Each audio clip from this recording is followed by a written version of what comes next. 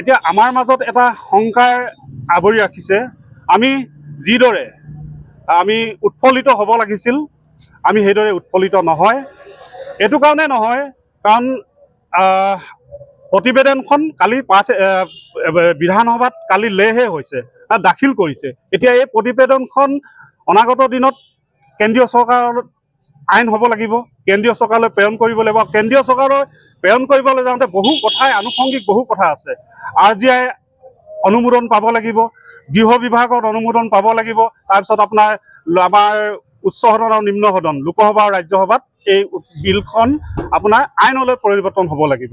তেতিয়াহে আমি যি দাবী কৰি আছোঁ, আজি ঐতিহাসিক এটা যিটো দাবী, মটক জনগোষ্ঠীৰ ঐতিহাসিক যিটো দাবী, সেই দাবীটো তেতিয়াহে আমি ফূৰ্তি কৰিব পাৰিম বা মিঠাই খাব পাৰিম, বা আমি চৰকাৰকো মিঠাই খুৱাব পাৰিম যে আমাৰ যি জন্মগত স্বত্ব, যি অধিকাৰ, এইখিনি তেখেতলোকে আমাক এইখন চৰকাৰৰ অধীনত মানে আমাক দিলে বুলি।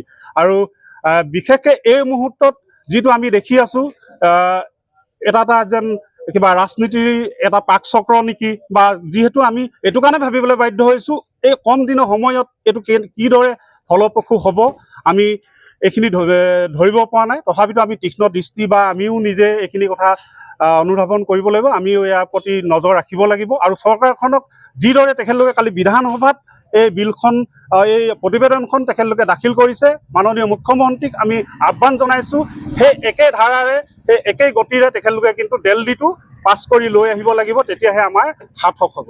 এইখন চৰকাৰে, শাসনিৰ্দিষ্ট চৰকাৰখনে আমাৰ যি জনজাতিকৰণৰ, মটক জনগোষ্ঠীৰ লগতে 6 জনগোষ্ঠীৰ জনজাতিকৰণৰ যি প্ৰতিবেদন দাখিল কৰিছে, পোনছাতে আমি অসম চৰকাৰক ধন্যবাদ জ্ঞাপন কৰিছোঁ।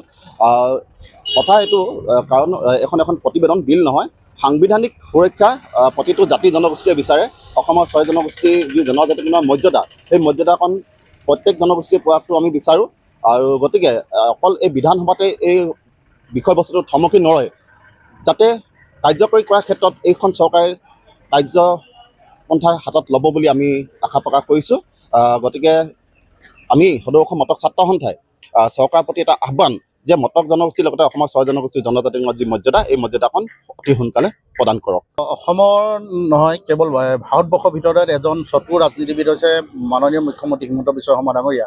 তেখেতক মই মটক জনগোষ্ঠী বিগত বহুদিন ধৰি যিহেতু জনজাতিকৰণৰ ক্ষেত্ৰত অগ্ৰণী ভূমিকা পালন কৰিছিলোঁ, তেনেধৰণৰ এই ক্ষেত্ৰত আমি দেখিবলৈ পাই আহিছোঁ, যোৱা দিনবিলাকত আমি দেখিবলৈ পাইছোঁ, কেৱল ৰাজনৈতিক বৈতৰণি পাৰ কৰিবৰ কাৰণে তেখেতলোকে বিভিন্ন ধৰণৰ ৰণকৌশল সৃষ্টি কৰে। 6 জনজাতিকৰণৰ ক্ষেত্ৰত তেখেতলোকে যিটো লালিপপ খুৱাই প্ৰতি বছৰে জনজাতিক 6 জনগোষ্ঠী, মটক, মৰাণ, চাহ জনগোষ্ঠী, কোচ ৰাজবংশীক কেন্দ্ৰ কৰি যি তেখেতলোকক চতুৱালি কৰি আছে, এই ক্ষেত্ৰত কিন্তু এইবাৰ যাতে ব্যতিক্ৰম নহয়, বা এই পূৰ্বে কৰা যাতে কৌশল যাতে এইবাৰ অৱলম্বন কৰা নহয়, তাৰ বাবে কিন্তু মাননীয় মুখ্যমন্ত্ৰীৰ লগতে অসম চৰকাৰক আমি দাবী জনাইছোঁ যে নিৰ্বাচনী বৈতৰণি পাৰ কৰিবৰ কাৰণে 6 জনগোষ্ঠীক যি প্ৰাৰম্ভিক যি পৰ্যায়, এই পৰ্যায় আগবঢ়োৱাৰ ক্ষেত্ৰত আমি ধন্যবাদ জনাইছোঁ।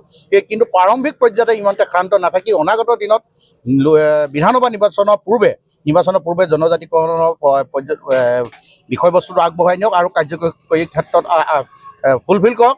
নহ'লে কি হ'ব, যে যোৱা দিনবিলাকৰ দৰে যদি এইবাৰ 6 জনগোষ্ঠীক এনেকৈ ঠগ প্ৰবঞ্চনা কৰিবলগীয়া হয়, কিন্তু নিৰ্বাচনৰ মুহূৰ্তত যে এক মুখিমুখ কৰিবলগীয়া হ'ব, যে তেখেতলোকে আমাৰ প্ৰতিক্ৰিয়া পাব বা তাৰ সন্মুখীন হ'ব, এইবাবে কিন্তু আমি স্পষ্টভাৱে ঘোষণা কৰিছোঁ।